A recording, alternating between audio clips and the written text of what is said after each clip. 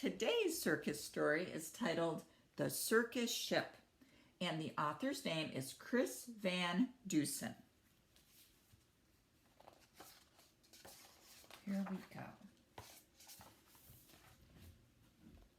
5 miles off the coast of Maine and slightly overdue, a circus ship was steaming south in fog as thick as stew.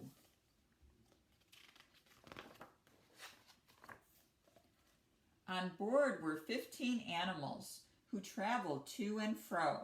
The next day it was Boston for another circus show.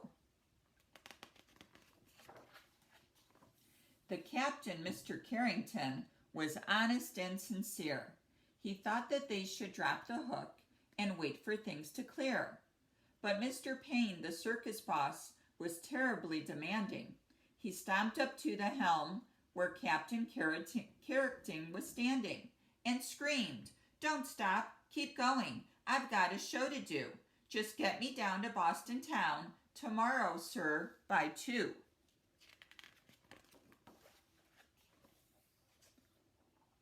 Then came a crash and an awful bash. Things flew into the air.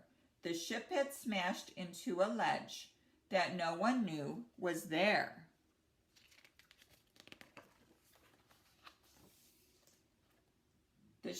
The shattered ship began to tip, then sank without a sound. The splashing, thrashing animals swam round and round and round. The captain said to Mr. Payne, "Pray tell, what shall we do? We can't just leave them here to drown. We've got to save them too." "The animals," yelled Mr. Payne. "Why, sir, what are you, daft? It's me that you should rescue. Pull me onto the raft." "Now ferry me to safety, sir, before I die of cold." "Don't question me," barked Mr. Payne. "Just do as you are told." Through chilly water all night long, the animals swam on until they reached an island beach just before the dawn. They pulled themselves up on the shore, bedraggled, cold, and beat, then staggered to the village on weary, wobbly feet. The people in the neighborhood had just began to rise, and when they saw those animals, they had to rub their eyes. They thought they saw an elephant, but wait, how could that be? And what's that little monkey doing in the cherry tree?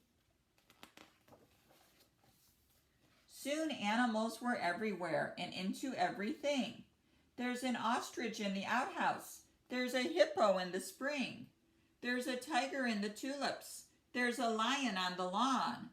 There's a python in the pantry. It went on and on and on. Mr. Hood was stacking wood and nearly jumped a mile when he found the alligator sleeping in his pile. And Mrs. Dotty Daly, who grew daisies by the bunch, discovered that the zebra had been eating them for lunch.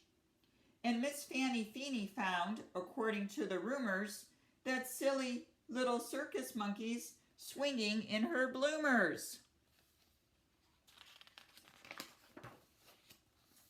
But everything changed quickly, like the turning of the tide, the night the Abbott shed caught fire with Emma Rose inside. From high above the Abbott's farm, the tiger saw the shed. The sight of smoke and fire triggered something in his head.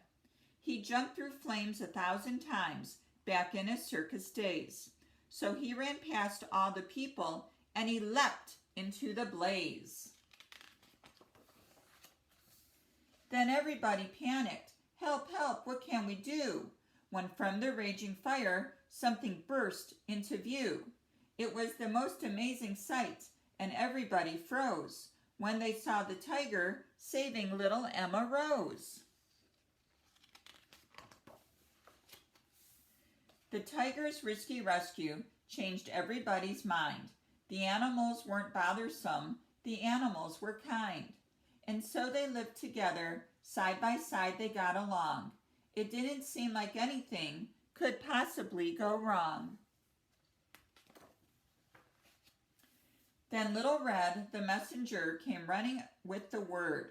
Apparently a circus ship had sunk from what he'd heard. The animals are from that boat. They swam in from the bay.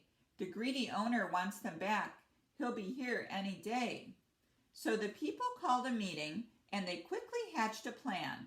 No animal that came ashore would sail off with that man.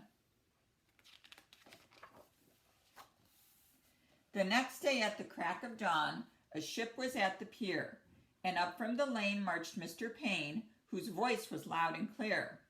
I am the circus owner. My ship sank in the murk.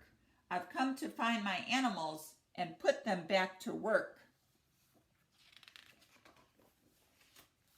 He hiked until he came into the center of the town. His face was red. He scratched his head. He stood there with a frown. Mr. Payne looked high and low, but still he couldn't see the 15 circus animals of his menagerie. Can you see them hiding? Here's the bear. There's a gorilla there. There's an antelope. He ran across the alleyways. He searched the village square. He even checked a chicken coop. His animals weren't there. Mr. Payne was tuckered out. His heavy chest was heaving. Then Little Red stepped up and said, I think your boat is leaving. He ran off in a fit of rage. His ship was leaving sight. So he jumped into a rowboat and he rowed with all his might. And from that day, they like to say, their lives were free of pain. It was a happy, peaceful place upon that isle in Maine. So, the animals in the story show that they were kind and loving. And so the people helped save the animals, and they all lived together. Bye.